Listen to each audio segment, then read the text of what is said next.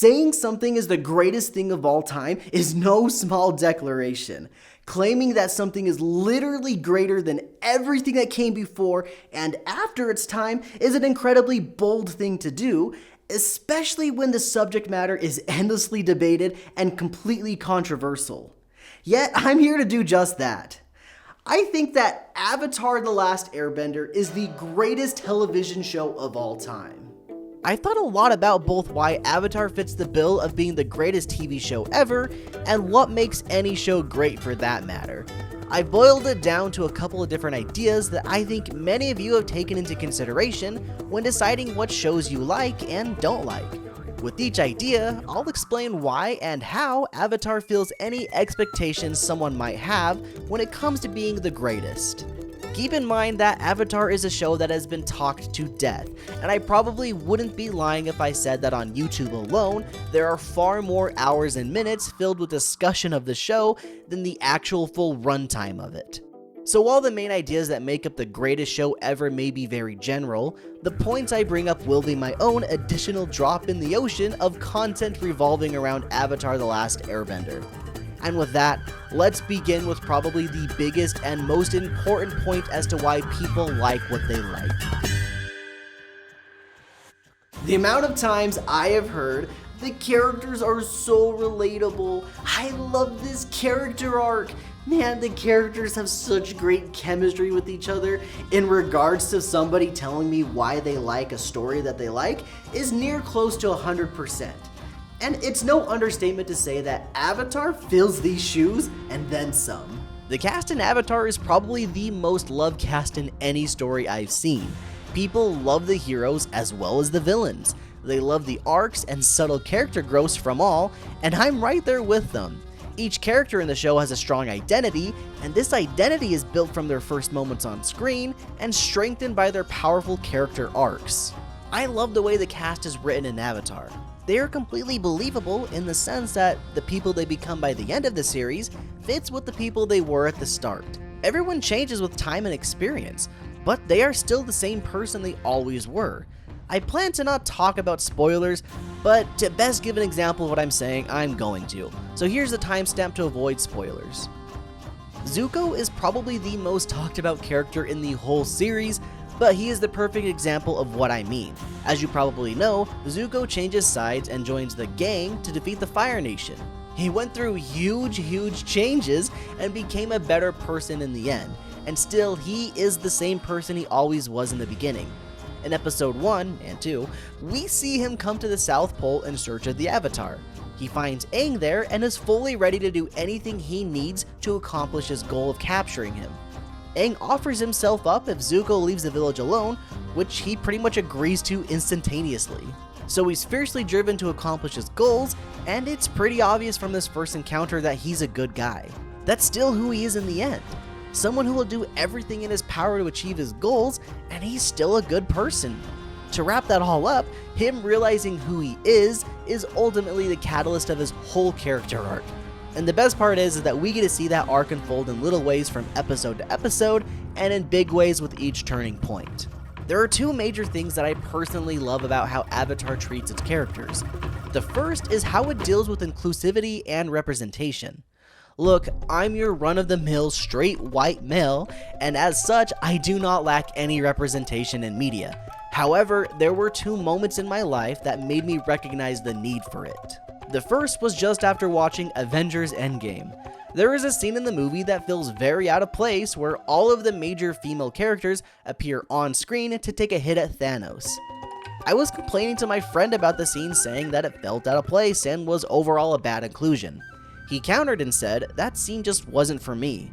It was for people who needed that representation. That struck a chord with me, and while I personally still don't love that scene and think it could have been done better, I get it.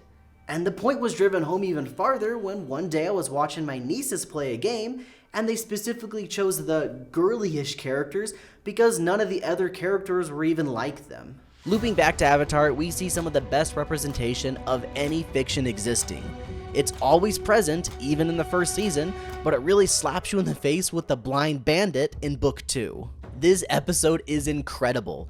The creators really said, Let's introduce a female lead character with a disability, and also make her one of the strongest characters in the world. Yes, she is a girl who was blind, but those facts are not what defines her character, they are simply just pieces of her.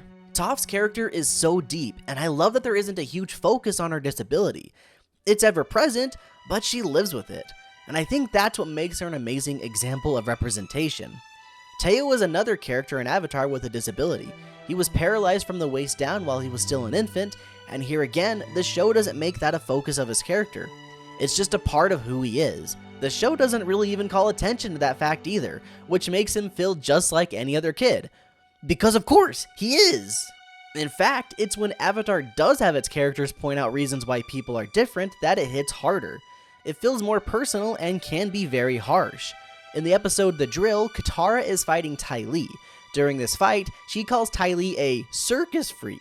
This comes back later in Book 3 in The Beach, and we get to see Ty Lee brush off the insult in her own way.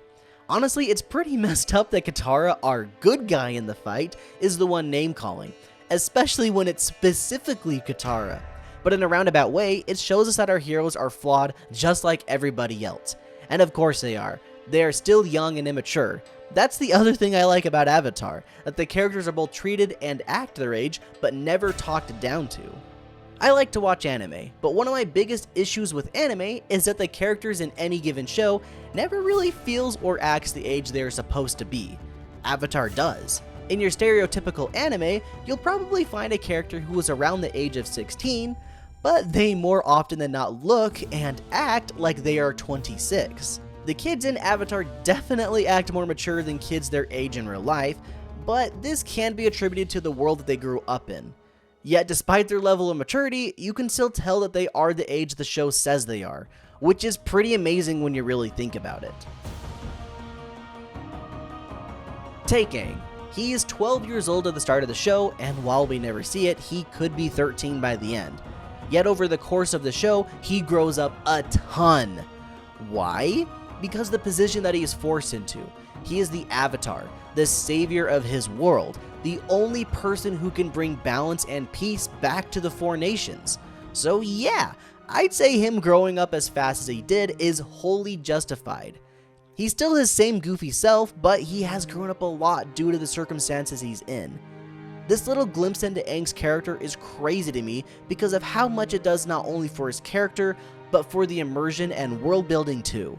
It tells us that the world that they are in forces these kids to grow up insanely fast, and because their maturity is built episode by episode, it pulls the viewer in.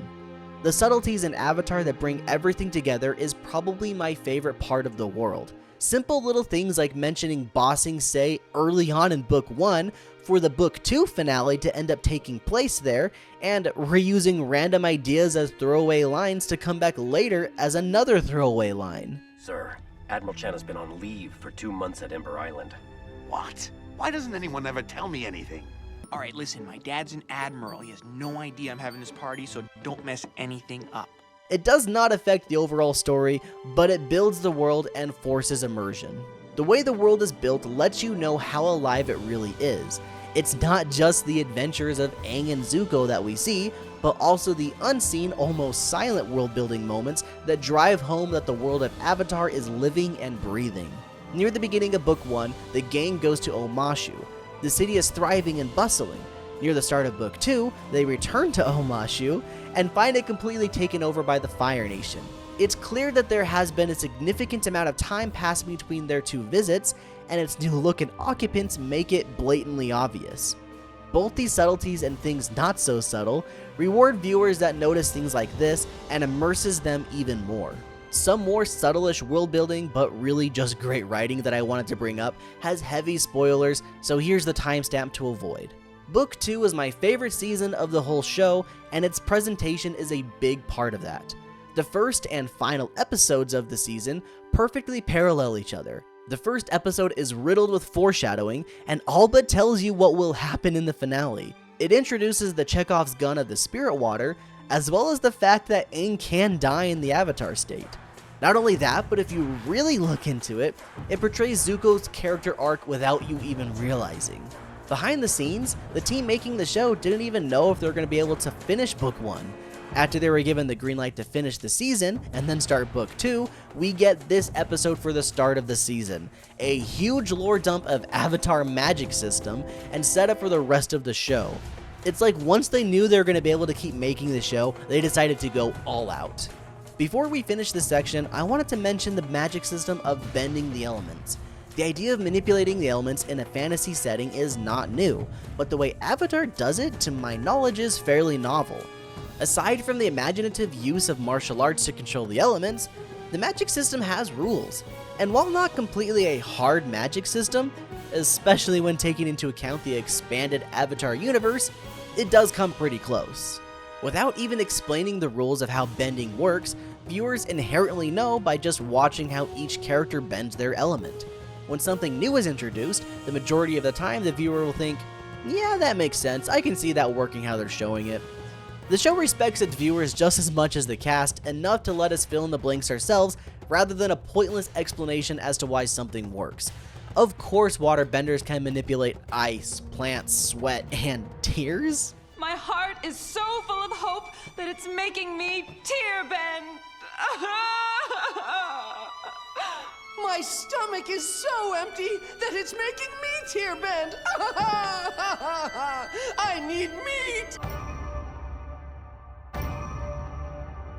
Generally speaking, Avatar doesn't really have the deepest of plots. It's more or less your standard hero's journey, but because of the familiarity of that story structure, it's easy for anyone of any age to pick up and enjoy. Honestly, that's part of what makes it so great. It has a simple premise that gives the individual character stories room to take the spotlight, and it goes the next step by intertwining the story of the main characters into the plot of the show. With most hero's journey stories, the whole story slowly builds up with the main character eventually fighting the final boss. The hero starts out aiming to become the strongest, most influential, best, or whatever, and eventually accomplishes their goal and saves the day. Aang is unique in the fact that he is the chosen one. He already is the top dog of the world. Sure, he has to train, but that doesn't change the fact that he's literally the most important person in the world, but he doesn't want to be. He feels real human emotions, just like all the rest of us real humans. He confronts his obstacles and overcomes, just like many of us have. And it's not just Aang. Yes, it's his show, but every other member of the cast also has their own demons that they struggle with. And hey, every story is aiming to do this. I'd go so far as saying that if a story wasn't trying to make you feel something, then it's probably not very good. The reason that Avatar is a bump up from every other story is that it feels so much more real and believable in the world that it is already set up. It's quite the hurdle to not only craft a unique world for a story to be set in, but to then create unique characters with diverse and varying arcs that also fit into said world.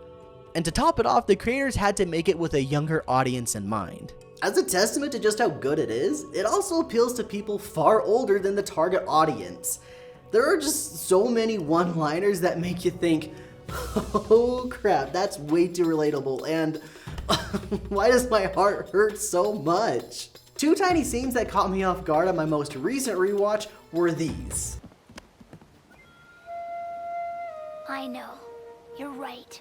As long as I'm confident with who I am, it doesn't matter what other people think. Thanks, Longshot. What are you doing? These people just showed you great kindness. They're about to show us a little more kindness.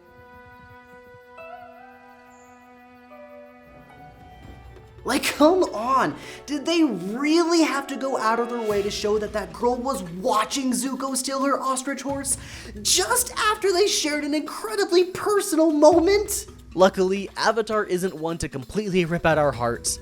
Most of the time anyway. Usually, the episodes are laced with comedic tidbits here and there that break up the overly heavy subjects that Avatar tends to delve into, despite this being a show for children. There it is!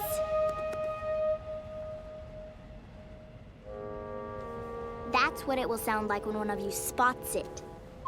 This show will just make you burst out laughing when you weren't even ready for it. It will also make you bawl your eyes out over something so simple as a song.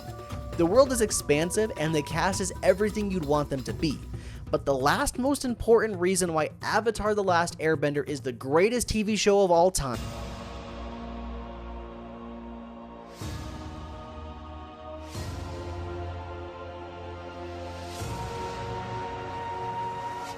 What better reason to think a TV show is the greatest of all time than by it just being your favorite? Is Avatar really the best show of all time? It's definitely got its fair share of issues, but to me, it is. Back when the show was airing, it was so new to me that TV, or stories in general, could make you feel different emotions. Avatar was one of the first shows that I watched weekly. I couldn't wait to see the next episode each week as it came out. It had such a pull on me as a kid, and honestly, my family was also pretty invested in the series as well. When I was in 5th grade, my family took a trip to Hawaii. The last we'd seen of Avatar was the Book 2 finale, which was earth-shattering. Wink. We didn't know when the inevitable Book 3 would come out, so we were left on a huge cliffhanger. While in Hawaii, we stopped at a store where we found the first 2 DVDs of Book 3, as it had apparently started airing and we had missed it. We purchased them there and watched them in the car as we drove. In hindsight, yeah, it was pretty silly to be glued to a TV screen while in such an exotic place as Hawaii, but we were just so enthralled with the continuation of the show, we thought we may never get the ending to. During the airing of the show, I was also taking Taekwondo lessons, and of course the bending in the show is immensely influenced by martial arts. We'd go to a pool and I'd pretend I was a waterbender. We'd walk outside and I was an earthbender. Air was everywhere, but fire was something we couldn't really play with without getting in trouble. It goes without saying just how much of an impact this show had on me as a kid, and it still does today. Watching it back all these years later, it's easy to see why it became such a phenomenon when it hit Netflix. The show is incredibly easy to binge, especially when you get to the season finale of Book 1. You can also pick up something new with every rewatch. As I said earlier, there is countless secondary media on the show, just like this video. The life lessons and morals are still applicable today, maybe even more so. It's the show that I can always come back to and enjoy the ride. Like many of you, I grew up watching the show. I remember watching episodes as they came out with my brother. I remember playing the terrible computer game that they made to promote the show. I remember getting Book 1 for my birthday, and I remember playing with the Lego sets that came out during the show's airing. This show has a huge place in my heart, and I'd be lying if my opinion didn't have a little bit of bias. But that's why I made this video, so that you guys could all reach out in the comments and tell everybody else what you think is the greatest show of all time. You might agree with me, and I'm sure many of you don't. Just take this video as me tossing in my vote as to what I think the greatest television show of all time is, and you guys can toss in your votes in the comments below. Anyway, thanks for watching, and as always, keep it rad.